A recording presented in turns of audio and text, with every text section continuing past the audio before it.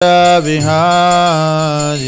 Jaya Damadava Kunja Bihari Jaya Gopi Jannavalabha Girivaradari Jaya Jannavalabha Girivaradari Yashodanandana Braja Janaranjana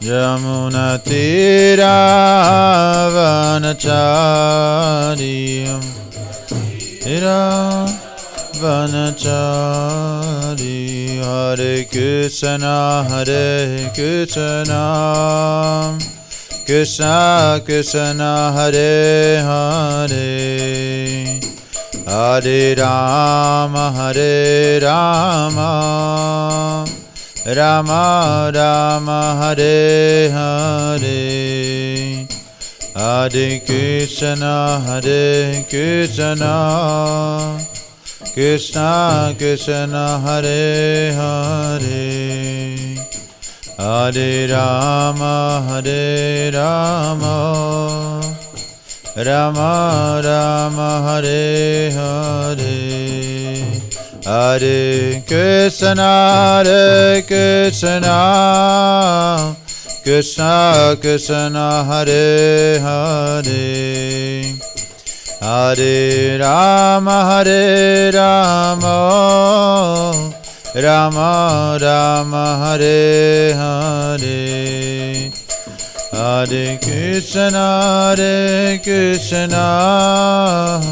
Krishna Krishna Hare Hare Hare Rama Rama Rama Hare Hare Jaya Radha Madhava Kunja Bihari Jaya Madhava Kunja Bihari Shri Shri Radha Madhava Ki Jai Grantharaj Śrīmad-Bhāgavatam Ki Jai Shri Prabhupada Ki Jai. Könnte ich das Bhagavatam haben? So we'll sing now as introduction to the Bhagavat. In the morning lecture in ISKCON temple, we always read from the Bhagavat Purana, Śrīmad-Bhāgavatam. And the first mantra in the Bhagavat Purana is the 12-syllable mantra, Om Namo Bhagavate Vasudevaya. So we chant always 3 times. I sing and then we can repeat together. Om Namo Bhagavate Vasudevaya.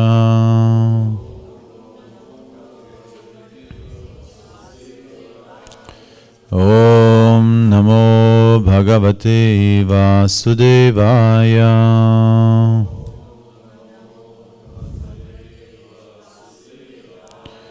Om Namo Bhagavate Vasudevaya.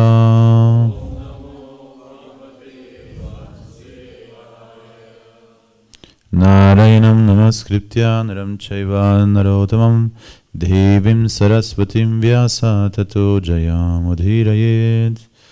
Before reading from the Bhagavatam, we offer our obeisances to Deva, the author of this book, Narayana Rishis, and Saraswati, the goddess of learning. Kannst du mir die englische Variante geben? We'll do English, I think. Most of you speak English better, no? So we'll do English today.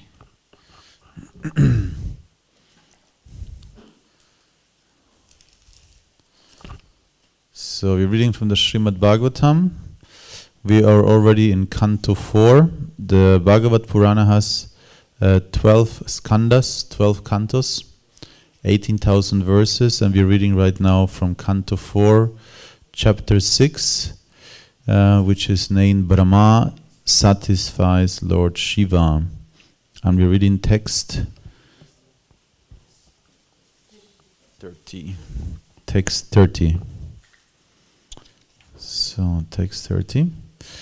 Please repeat with the first word by word, then line by line. Vanam Kunjaram Sangrishtam Harichandanam Vayunam Adhi Punyajanam Strinam Muhur Unmattayam Ummatayan Manaham Vanakunjara Sangrishtam Vanakunjara Sangrishtam Harichandana Vayunam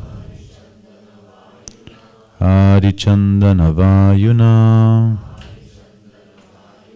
Adipunyajana Strinam Muhur Unmatayam Manaham Muhur Unmatayan Manaham Vanakunjara Sangrishtam Harichandana Vayunam Adipunyajana Strinam Muhur Unmatayam Manaham.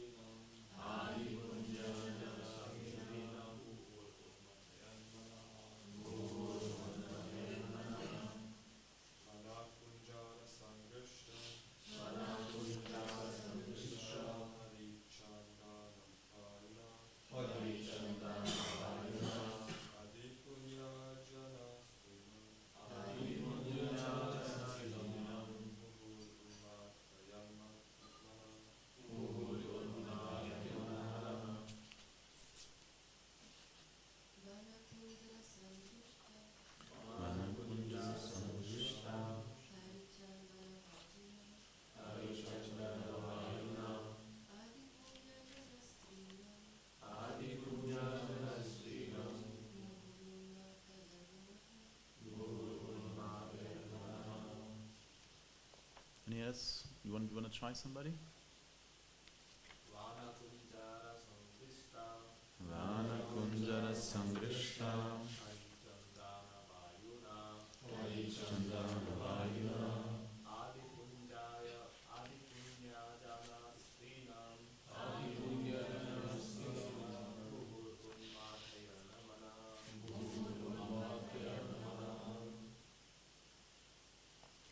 Thank you very much. So we'll read now word by word. Translation. Vana Kunjara by wild elephants. Sangrishta rubbed against. Harichandana the sandalwood trees. Vayunam by the breeze. Adhi further. Punjanastrinam of the wife of the Yakshas. Muhu again and again. Unmatayat agitating. Manaha the minds. Translation and purport by Srila Prabhupada Ki Jai. So, All these atmospheric influences unsettled the forest elephants, who flocked together in the sandalwood forests, and the blowing wind agitated the minds of the damsels there for further sexual enjoyment. Purport. Whenever there is a nice atmosphere in the material world, immediately there is an awakening of the sexual appetite in the minds of materialistic persons. This tendency is present everywhere within this material world, not only in this earth but on higher planetary systems as well. In complete contrast with the influence of this atmosphere on the minds of the living entities within the material world is the description of the spiritual world. The women there are hundreds and thousands of times more beautiful than the women here in the material world, and the spiritual atmosphere is also many times better. Yet, despite the pleasant atmosphere, the minds of the denizens do not become agitated because in the spiritual world, the Vaikuntha planets, the spiritualistic mind of the inhabitants are so much absorbed in the spiritual vibration of chanting the glories of the Lord that such enjoyment could not be surpassed by any other enjoyment, even sex, which is the culmination of all pleasure in the material world. In other words, in the Vaikuntha world, in spite of its better atmosphere and facilities, there is no impetus for sex life. As stated in Bhagavad Gita 2.59, Param drishtva nivartante. The inhabitants are so spiritually enlightened that in the presence of such spirituality, sex life is insignificant. Om Ajnanati Mirandasya Jnanjana Shalakaya Chakshurum Militam Yena Tasmai Shri Gurave Namaha Sri Chaitanya Manobhistam Stapitam Yena Bhutale Swayam Rupa Kadamayam Dadati Swaparantikam Vandeham Shri Guru Shri Yuta Parakamalam Shri Gurum Vaishnavamscha Shri Rupam Sagrajatam Sahagana Ragunatam Vitam Tam Sajivam Sadvaitam Savadutam Parijana Sahitam Krishna Chaitanya Devam Shri Radha Krishna Padam Sahagana Lalita Shri Vishakam Vitamscha He Krishna Karuna Sindhu Dinabandho Jagatpate Gopesha Gopipakanta Radhakanta Namostate Jayatam Surato Pangor Mamamanda Matirgati Matsarvasva Padambujo Radhamadana Mohano Divyadvrindaranya Kalpadru Mada Srimadratangara Simhasanasto Śrīmad-Radha Srila Govinda Devo Prashtalivi Savimano Smarami Śrīmandra Sarasaram Vivam Siva Tatatastitaha Karsham Veno Svanargopir Gopinata Shriyestunaha Taptakanchana Gaurangi Radhe Vrindavaneshwari Vrishabhanu Sutadevi Pranamami Hari Priye Jai Sri Krishna Chaitanya Prabhu Nityananda Shri Advaita Gadadharam Srivasari Gaura Bhakta Vrinda Hare Krishna Krishna Krishna Hare Hare Hare Rama Rama Rama Hare Hare. So we'll read one more time the verse. Vana Kunjara Sangrishta Hari Chandana Vayuna Adipunjana Srinam Mahur Uttamayam Manaha. All these atmospheric influences unsettled the forest elephants, who flocked together in the sandalwood forest, and the blowing wind agitated the minds of the damsels there for further sexual enjoyment. So we are reading a very interesting section of the Bhagavatam, where a whole host of devatas led by Brahma are traveling through Kailash. So Kailash, if you watch only Bollywood movies or Indian depictions of Kailash, is like some ice mountain. But actually the depiction in traditional texts, Kailash is a whole loka. It's a huge place. And in all the previous verses, all the different flora and fauna of this place were described in great detail. It means a great list of all the different types of animals, all the different types of birds, all the different types of fruits and berries and flowers. Everything was, listed in great detail. And it also is described that there are different sections, different forests, and currently they are passing a section of Kailash which is known as Saugandhika forest. So Saugandhika, if you speak a little bit Sanskrit, you hear a little bit the word already. Saugandhika means a very fragrant forest, very pleasing forest. And the reason why all these devatas are going through this forest is because they want to pacify Lord Shiva. So this is actually the aftermath of the conflict of the Daksha story. So you might know the story of Daksha. Daksha, he's very famous, very powerful. He's one of the Prajapatis whose duty was to populate the universe and whose daughter was married to Shiva. But he made a few bad life decisions, in connection to Shiva and his family relations to him. And very long story, but the culmination was that Sati was so offended that she gave up her body by herself. And of course, nowadays there's a lot of,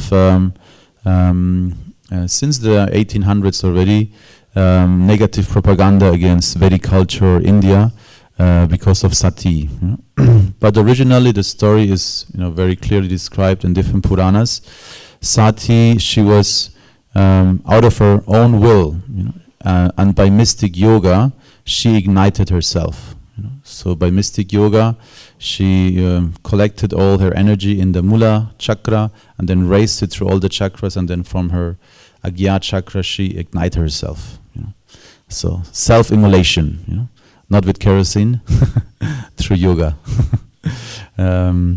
So this is the original Sati, and also her name is Sati in her previous incarnation. Then she was reborn as Parvati and again remarried Lord Shiva.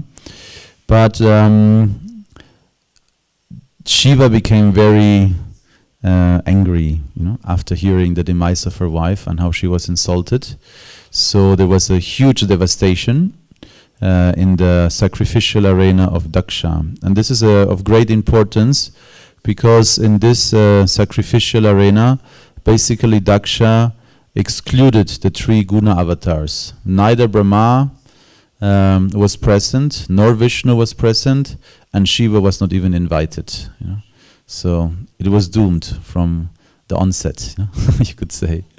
So there was a big devastation, and everybody was very confused after this devastation. So they went to Lord Brahma to ask for guidance, and he said, well, you made a big mistake, Shiva, he could have annihilated the entire universe, so you can be happy. You only got away with a few missing teeth, literally. And so he said, we should go all together to Shiva. Shiva is known as Ashutosh. Ashutosh means he's very easily pleased, but also very easily agitated. So that can be beneficial, because even with very little qualification, if you master some sincerity, Shiva will grant blessings, even material blessings. But also if you mess up, you also will be chastised accordingly. So therefore Lord Shiva should be approached with the right intentions, ideally. He can also help in devotional service and spiritual advancement. But of course many people approach Shiva only for material gain. Because he's so easily pleased, they approach him for material gain. In any case, they were all very fearful, and they were, they're passing now Kailash. And as they are traveling through Kailash, they realize how amazing Shiva is, because this was the main misconception that Daksha had in connection to Shiva.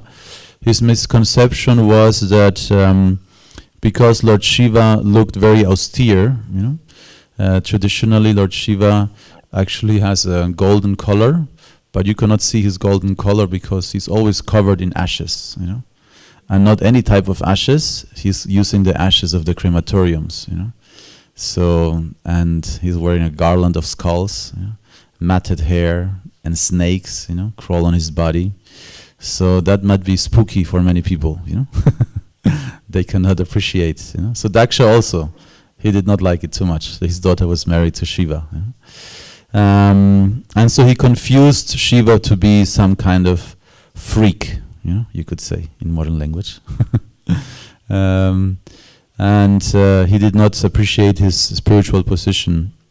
So Lord Shiva actually is extremely wealthy, extremely opulent, not by material gain, but by his innate, intrinsic position as Shiva. Shiva is Maheshwara. He's the Lord of all the material reality, actually. So when the demigods are now passing through Kailash, they saw the opulence of Kailash, this immense, amount of wealth and beauty and opulence and beautiful ghats and beautiful forests and bathing places and palaces, and and they realized their mistake. So this is true greatness. If somebody, you can easily confuse a beggar with a sadhu, because they both look very similar. But a beggar is there because he has no other option, due to his bad fortune. He might have ended up in this position. But a sadhu voluntarily, even by capacity, by knowledge, and by intellect, he's very elevated. He chooses to live in a very simple position. So that's called vairagya, detachment. So in our tradition, we have the 6 Goswamis of Vrindavana. There is Chaitanya Mahaprabhu, is he behind, with the Panchatattva. And Chaitanya Mahaprabhu and the Panchatattva, they lived in the 15th century in Bengal, and they spread the Bhakti, Harinam Sankirtan. And the direct disciples and followers of the Panchatattva, Chaitanya Mahaprabhu, were the 6 Goswamis of Vrindavan. Singari Bhagwan Ki Jai. So the 6 Goswamis of Vrindavan, especially the 2 leaders, Sanatana Goswami and Rupa Goswami, they were they had a great amount of power, actually. They were Kayastha Brahmins from Bengal, and they were more or less forced by the Bengal Sultanate to act as government clerics, So they had a huge influence, So historically, Saddam Hussein, what is it called? Hussein Shah, the Shah, he was always, conquering. So he had them as ministers running the whole government, actually. So even they had so much power and wealth and influence, they, renounced everything and became renunciants, So this is a very common, you could say, transition in Vedic culture. If you read stories of great kings, most of them at one point will renounce. It's not common that a king will, hold on to his position until death. Like it's very common in Western, royal lineages. The king was already in his deathbed. And all the successors, are trying to figure out who's he gonna name the successor, and then trying to, be in his view, he's gonna name me or me. So traditionally, the king, as soon as he had an able heir, he would immediately pass the responsibility and retire to the forest, in renunciation. So therefore, there's a huge difference, between a sadhu who's, or you could say it's very, it's an amazing, it's very, you could say, impressive if somebody manages to, become very successful, materially speaking. But it's even more impressive if he voluntarily gives it all up, because, and that's the main point of this purport here. This is from the Bhagavad Gita, 2nd chapter, verse 59. This very famous line, Param drishtva nivartante. So param means higher, drishtva nivartante, it's a taste or experience. So if you have a higher experience, you will be able to give up something lesser. So if you have a dry bread, and somebody brings you a steaming hot juicy pizza, it's a very easy choice, So like that. So the idea is that, and this is also in the Bhagavad Gita, Krishna is not encouraging us to suppress our desires. he says, somebody who externally is suppressing desires, but internally still thinking about, those objects, he is a pretender. So we're not supposed to pretend. We're supposed to really, develop spiritual realization, spiritual taste, param drishvani vartante. And by having this spiritual experience, you can more and more become detached, let go of material attachments. So it's basically described, it's like a scale. So a scale, when you put one weight on one side, the other side goes up and the other side goes down. You cannot have both going up or both going down. So it's interrelated. The more you have spiritual realization, that naturally your material desires vanish. And the more, of course, you cultivate also material desires, and neglect spiritual activities, your spiritual, abilities, your spiritual comprehension, your enlightenment goes down and you become more ignorant. So like that, it's related to each other. And in this specific verse, of course, there is a direct, we could say, the word here is unmatayat, agitating, unmatayat manaha. The mind becomes agitated, and the agitation that is interpreted here is sexual arousement. So whenever there is a very nice atmosphere, pleasant situation, the tendency is in the material world to feel sexual appetite. And the point that Srila Prabhupada is making here in this purport is that we should understand, you could say, the hierarchy of enjoyment. So there is a very interesting description in a different section of the Bhagavatam, where the different levels of the material reality are compared to each other. So there it says that if you take as one unit of pleasure, the pleasure a young person, who is ruling the whole planet, is young, is influential, powerful, and successful as well. If you take that as one unit of measurement, in Svarga Loka, people experience that same pleasure just by looking at each other. Just by touching each other. So in this world, there is pleasure, of course, and different people will have different amounts of access or ability, to enjoy. But if you imagine you are the ruler of the whole world, and you have anything at your disposal, not only that, you're also successful, and you're not just a tyrant, who everybody hates, and you have a big fortress and you're afraid. No, you're very popular. So this is a very fulfilling position. You could imagine to do good for the whole world, be popular at the same time, successful. In Svarga Loka, people experience that same amount of pleasure just when they touch each other. So in Svarga Loka, of course, the ruler is who? Indra Deva. So Indra Deva, he is the king of Svarga Loka, the leader of the demigods, Devatas. So Indra Deva, the amount of pleasure he experiences, people in Brahma Loka experience just by looking at each other. Just by looking at each other. And of course Brahma, he's the head of the universe, so his lifespan is considered to be equal to the life duration of the universe. So he lives for a very long time, and technically speaking, that's also described in the Bhagavad Gita in detail. It says that in one day of Brahma, 1,000 Divya Yugas reoccur. So in one day of Brahma, 1,000 times the Divya Yuga cycle reoccurs. So if you calculate it, the life of Brahma would be around 311 trillion years. So a very, very long time.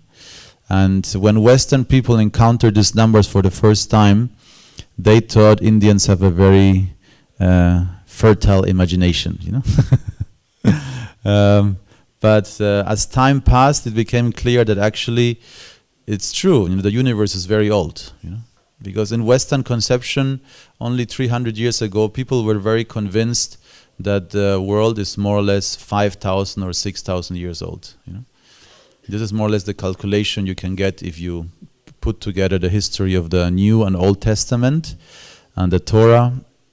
Then you can get more or less the idea. 5,000, 6,000 years old. That's when God created the world in 7 days.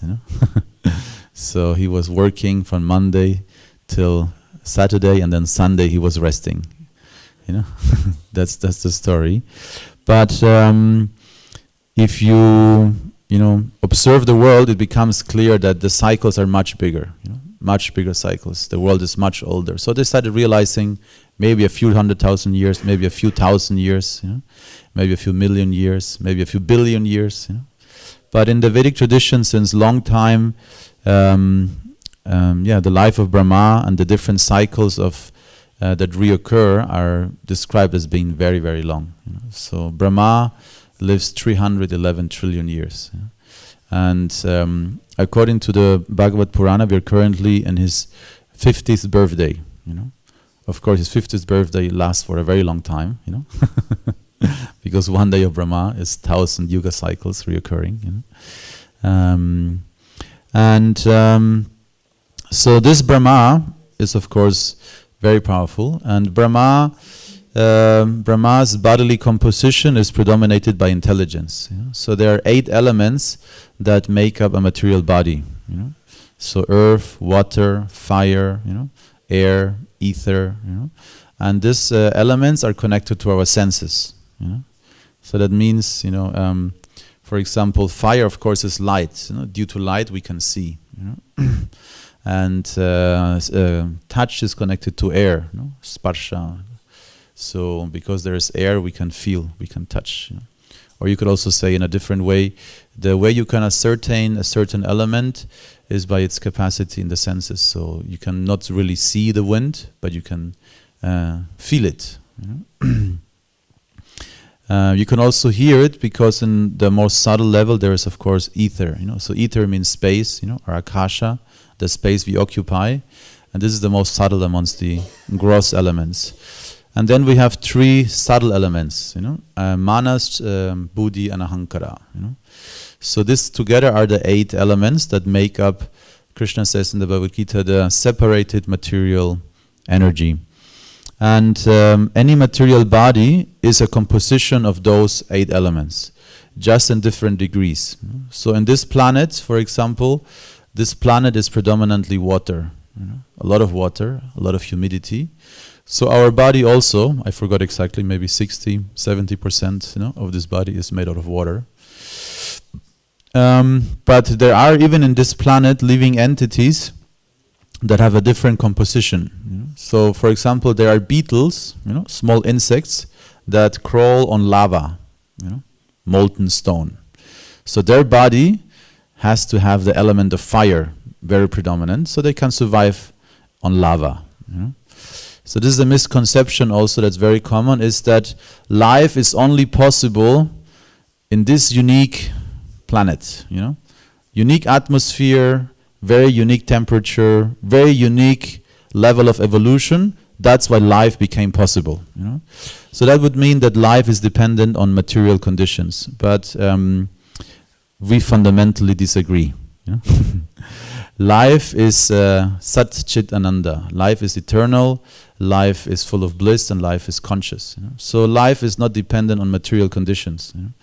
Life exists eternally, and only the material body, which is transitory and interchangeable, is, you could say, modeled or accustomed to the circumstances, to your consciousness. So if you live on planet Earth, your body is predominantly water. And there's some earth, all the other elements are also there. Some fire is there also. Otherwise we couldn't digest our food, So all the elements are there.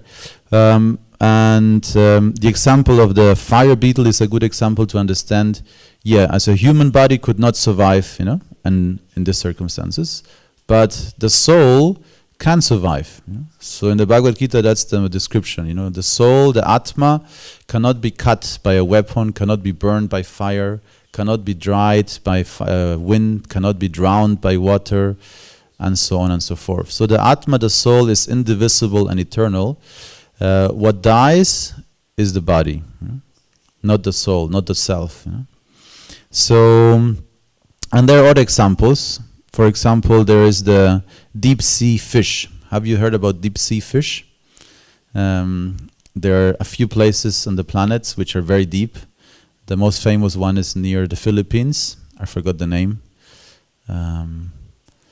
Trench, Marianas Trench, something like that. I forgot, but it's very deep. It's 11,000 meters deep, so very deep trench. And the common consensus in the scientific world was for a very long time that life is not possible there, because there is, barely any oxygen. There is a lot of pressure, 11,000 meters of water, very heavy, and there is no light, So how can anything survive there? There is no life in the undersea. They were very sure until they managed to build a, submarine strong enough to survive that pressure, because not any submarine can go there. They will just, like, if you would go there now, you would immediately be crushed and become smoothie. Immediately. So, but when they went there with the submarine, they saw there are fish, and very, very funny fish. They have like LED lights and antennas, and they survive there.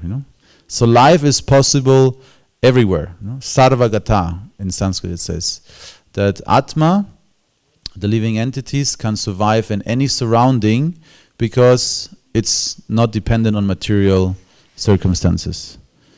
Joy. So the idea would be that according to the atmosphere that you live in, you receive a fitting body. So, for example, we know there are planets in our solar system already also that are not solid. Jupiter, for example, is known to be actually made out of gas. It's not a solid planet like ours, with earth and water predominantly. It's a gas planet. So if you live in Jupiter, you need a body that is predominantly Vayu. The body has to be predominantly Vayu. So in a similar way, Brahma's body is predominantly intelligence. So you can imagine, very powerful body. So he's considered to be, Chaturmukha in our universe. He has 4 faces, and he is the supreme manager. Anybody who has done some management job, it's very taxing. Just thinking about, all the different, fatalities and how it could go wrong or bad. You get very hungry also, just from thinking. So, yeah, he's the supreme manager. So his body is made out of intelligence. He's very powerful. He has a lot of facilities, and of course is very satisfied in general. But his pleasure, we're still talking about pleasure. So, the highest pleasure in this world, ruler of the whole planet. In Svargaloka, just by touching each other, you experience the same. In Satyaloka, Brahmaloka, you experience the same pleasure of Indra just by looking at each other. And Brahma's pleasure is an insignificant speck, in relation to liberation, moksha. So if you're liberated from all these material desires, freedom of material attachment, freedom of material conditioning is so much greater than any material pleasure. And even then, this Brahma Jyoti or Brahma Ananda, when you're completely free of desire, you just, it's called Atmaram. You're happy by yourself, with yourself. No need for anything external. Any justification or wealth or any objects you can enjoy. There's no need at all. You're just happy by yourself. This Brahmananda is not comparable to Prema Ananda. When you have true love of God, the love people, the sadhus, the bhaktas experience in relation to Krishna, to Bhagavan, is the real ocean. That's an ocean, you could say, Brahmananda is compared to a speck in comparison to the ocean of Premananda. So this is the topic of this purport, that the more we have spiritual realization and our minds become absorbed in spiritual activities, we can get a small glimpse, and ultimately fully realize, this, you could say, intrinsic quality that we have. It's intrinsic in our nature to be happy. So this is, you could say, the definition of life in modern science would be that life is a combination of, chemical, physical, and biological reactions. And by these reactions of these three aspects, you get a life. And that's true for the material body. The material body has, mechanical, physical, chemical, biological, functions and reactions. But life is much more than that. And that's, when in you could say in the modern disciplines of science, the different aspects of science are very often at odds with each other. Psychology, for example, psychology and biology are odds at each other, because they cannot really explain each other properly, or sometimes are also mutually exclusive.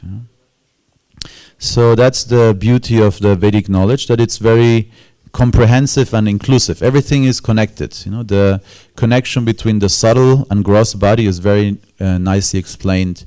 So we talked about the 5 gross elements, which basically are the 5 indriyas, the main 5 indriyas, and then we also have the karma indriyas, so 10 senses in total, and the interaction of those 10 senses with the mind is how the subtle body or psychology is connected to the external activities that we perform.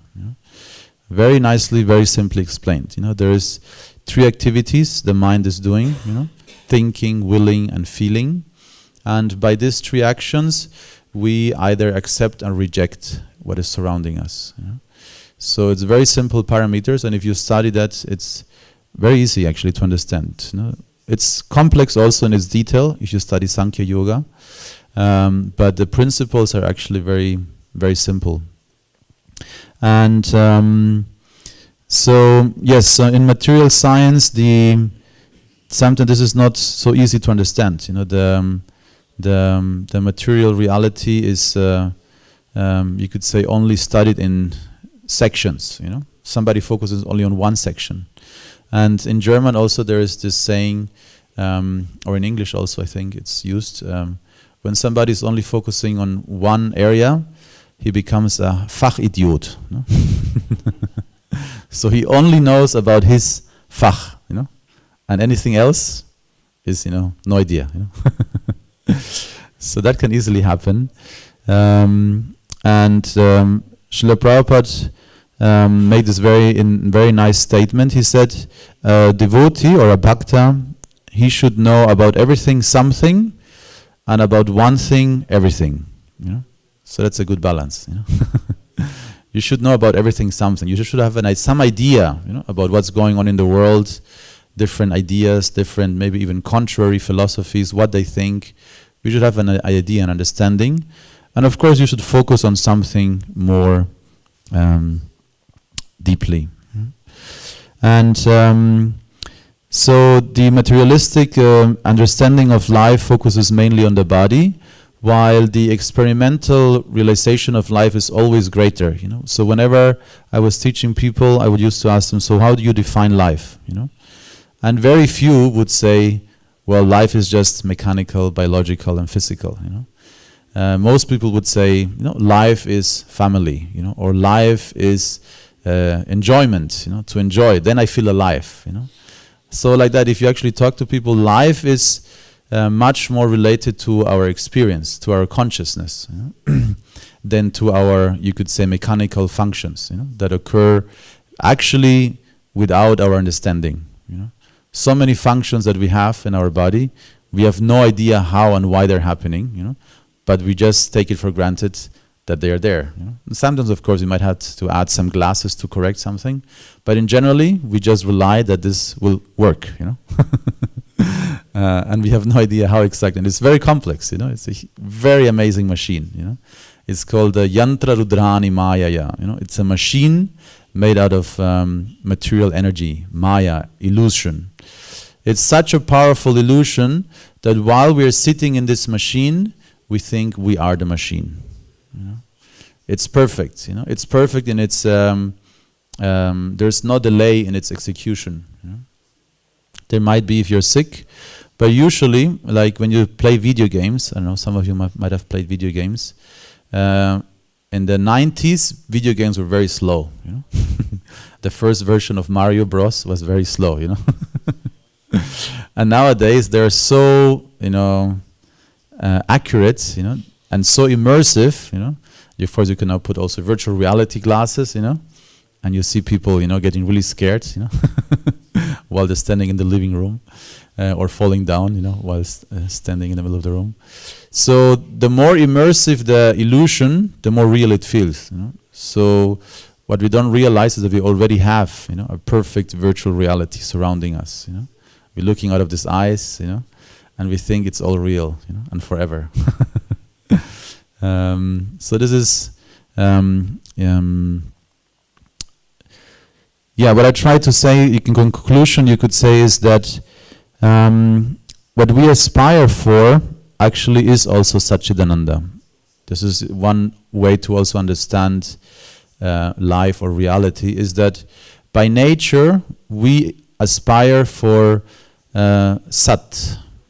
We want that things last, if somebody told you, this will not last very long, buy it. It's like, no, I'm not going to buy it, If you tell me this is going to last very long and is good quality, then I'll buy it, or so generally we have this natural tendency and expectation for things to last, and when they're gone, there's always we'll feel a bit disturbed, It's like even just buying groceries, it's work, Your groceries are again empty. You again have to go out, again have to refill everything, Or, when children are eating, so many children eat an ice cream, and then when it's gone, they start crying, because they don't want the ice cream to finish, They want an Akshaya Patra of ice cream, never ending, So, and then of course, Chit, we want to know, we are curious by nature,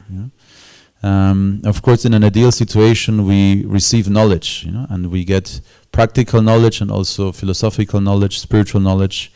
We get understanding of reality and this world. The more we ask questions, the more we find answers. But of course, this curiosity often is very, you could say, numbed down or satisfied by gossip also. It could be just some, village gossip, talking bad about somebody else, or just scrolling, in your social media feeds, or some boulevard press, But nowadays, of course, mainly it's social media, and you can satisfy your curiosity, and see what everybody else is doing, So we want to know, So we should be conscious, but we should be very careful what we occupy our intelligence and mind with, because it's very addictive, To know, it's very addictive, So if you are addicted or disciplined or used to the right sources of knowledge or elevating knowledge, it's like reading a book, for example. Just reading a book, it becomes, it's in this age it becomes difficult for people to read books. It takes too long, because you have to concentrate for longer than 5 seconds, on one topic. But the more you do that, actually, you can get very deep insights. Just by reading, you can get such deep insights. I remember when I was a teenager, somehow I started reading books about the Middle Ages in Europe, and there was this one famous book called The Pillars of the Earth. Very interesting book, huge book. And just reading this book, I learned not only, it was a very interesting story also, but at the same time I learned so much about the religion, the spirituality, the different types of monks that live in that time, the kings that live at that time. So it was it's like when you read the book, you get a full package, of history, information, very often spirituality also. You know? So reading is very powerful. So we want to know, and what better way to, if you read, of course, Mahabharata or Ramayana, it's incredible. It's the amount of knowledge, wisdom, entertainment that you will find there is unsurpassed, for sure.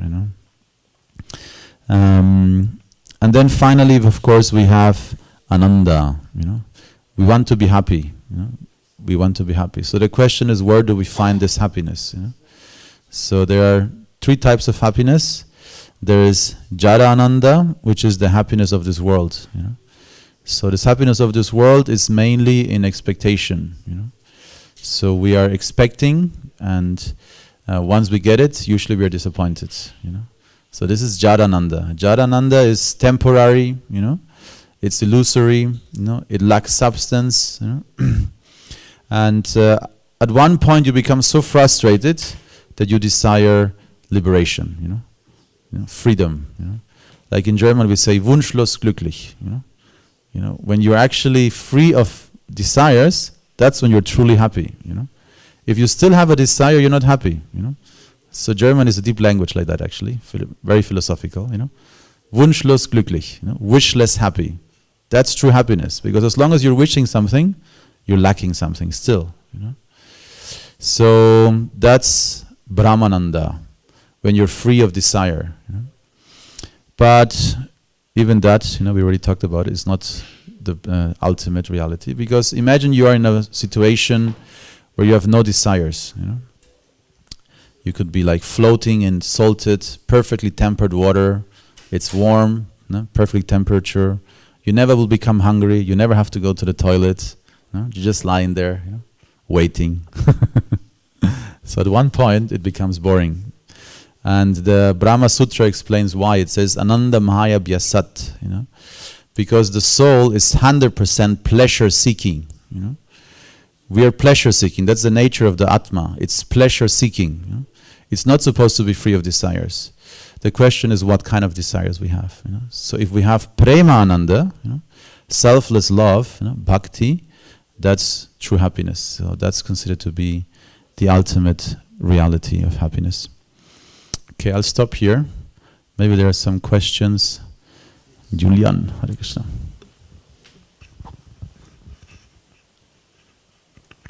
Hare Krishna. Thank you very much, Prabhu.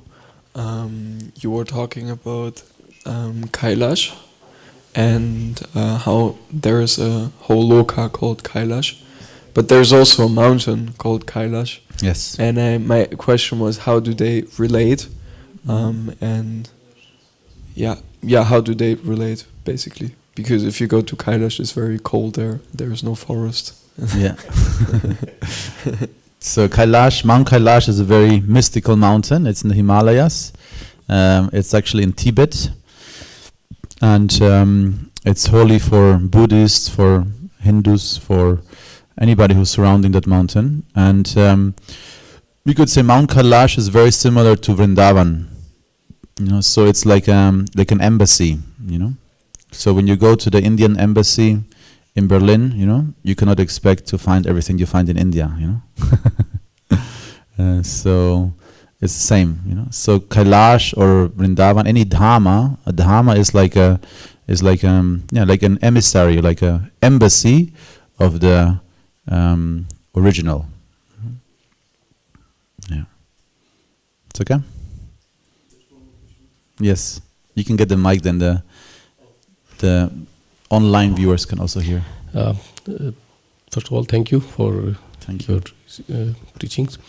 You talked about like liberation from the desire and the wishes, whatever we have. Mm-hmm. So once let's say everybody, what is the goal? Like after liberating means you don't have any desire or what would you say, Satchidanand. Mm-hmm. Then how do we foresee it? Basically, it's very difficult to go to the ultimate goal of that. What should be the goal of our physical mindset, basically? I mean, like we say, if there is no will, I mean, if you don't desire anything, then it's simply that leave the body, and there is no motivation to go to achieve something, right? So, what is the motivation which really brings the saints like you or anybody, the Prabhupada ji, to go into that direction? So it's a lot of question maybe, but no, it's a very good question. Maybe you can summarize it in the word seva. So we have to serve. So because, like you said rightly, if you're only free of desire, there's no motivation. Then you do nothing. But this is artificial. So it's, you could say, Srila Prabhupada said it like that. If you are accustomed to talk, bad about other people, it's better to stop talking. But to never talk is not natural. You have to talk. You have a tongue. So talk about something useful. Or chant, the mantra, japa. So that's the idea. So you could say technically there's two. This is also described in the beginning of the 12th chapter of Bhagavad Gita. There are two paths. So one path is the path of negation, nivritti marga.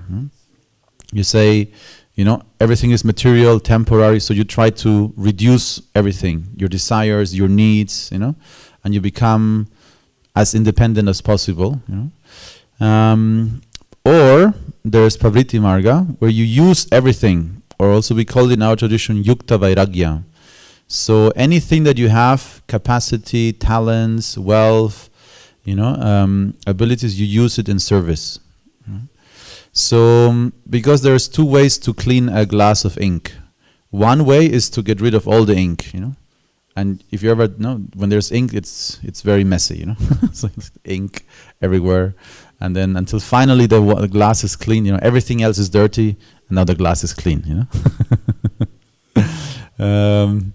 So, but the other way is to pour water into the ink, So you don't focus on the ink, you don't focus on the material desires, the material problems. You focus on bhakti, on devotion, on spiritual relationships, on seva, on giving without expecting in return. So the more you do that, this is like pouring water into the ink. And the focus is not on the ink, the focus is on the water. And in due course of time, the ink is replaced and everything is clean. So if you focus only on the ink, maybe the glass will be clean, but you will be completely dirty. Meaning that if you try to solve the problems, it's a very tough way. Krishna says in the Bhagavad Gita, it's a rocky path, to try to just detach.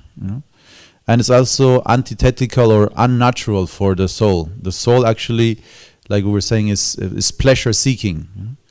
And there's a very famous example of these yogis.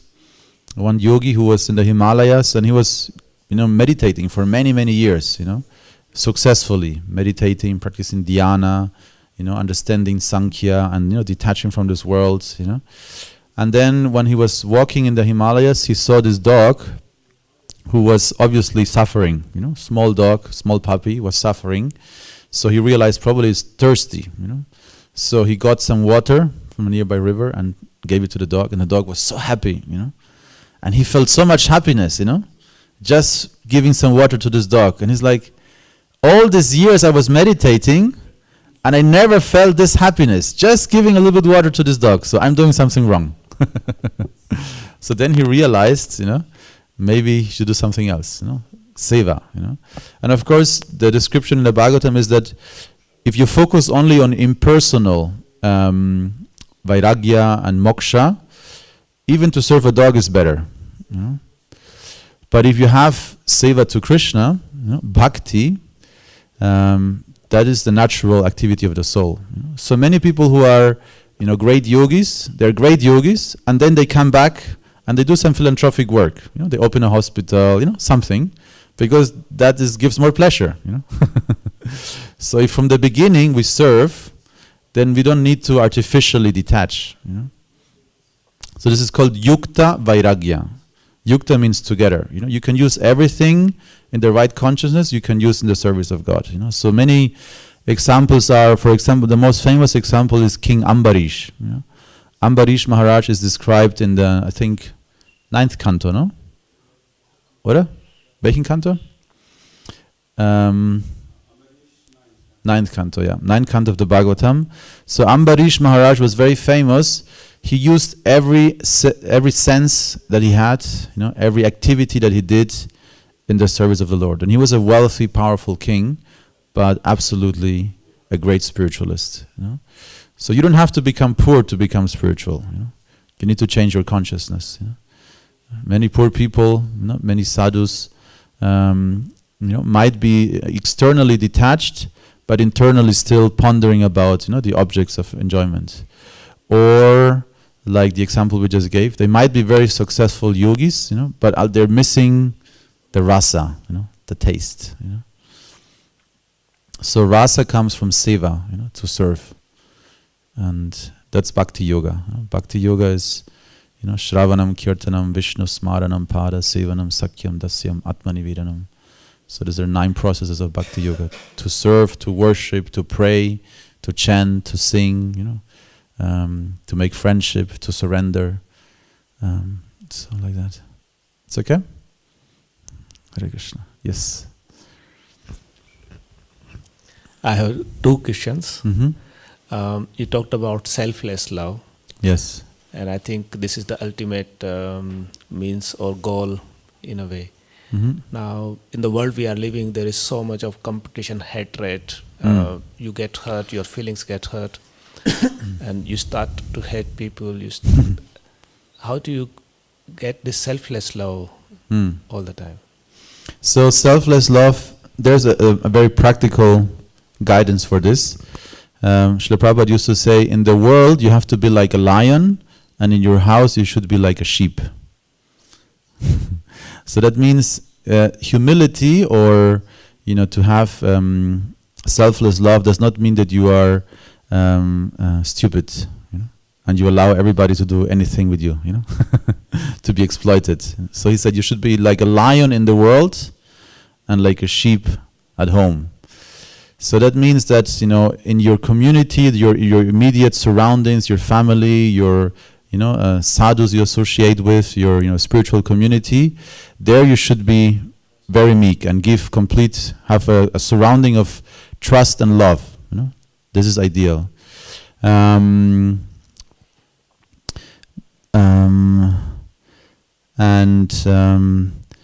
Because selfless love is only possible between mutuals, you could say. Like in one sense also there is democracy comes from Greece, but in Greece also there were many people who were against democracy, and they said democracy only for those who actually have knowledge, because most people don't vote most people don't read the manifesto of the party, They read the whole manifesto, they analyze all the points, now I make my decision, Most people vote out of sentiment, So what is the use, It can be very easily manipulated, So this is the idea. You could say that amongst equals, among qualified people, there can be true democracy, you could say, or very successful democracy, fruitful, Or you could also say the more people are educated and informed, the more it will be successful. So in a similar way, to apply selfless love, you should have people who have the equal disposition. And in the world, you should be like a lion, because very often we tend to be the way around. And outside, yes, boss, yes, boss, whatever. I'm not trying to nobody should become annoyed with me, and then you come back home and you scream at everybody. So that's the wrong way. With our immediate people we should be very meek, very soft, There we should apply our highest ideals, And outside we should be strong. Yeah. Hare Krishna. Grantrat Śrīmad-Bhāgavatam ki jai, Śrīla Prabhupada ki jai, Simhachalam Dham ki jai, Gaura Bhaktivinoda ki jai.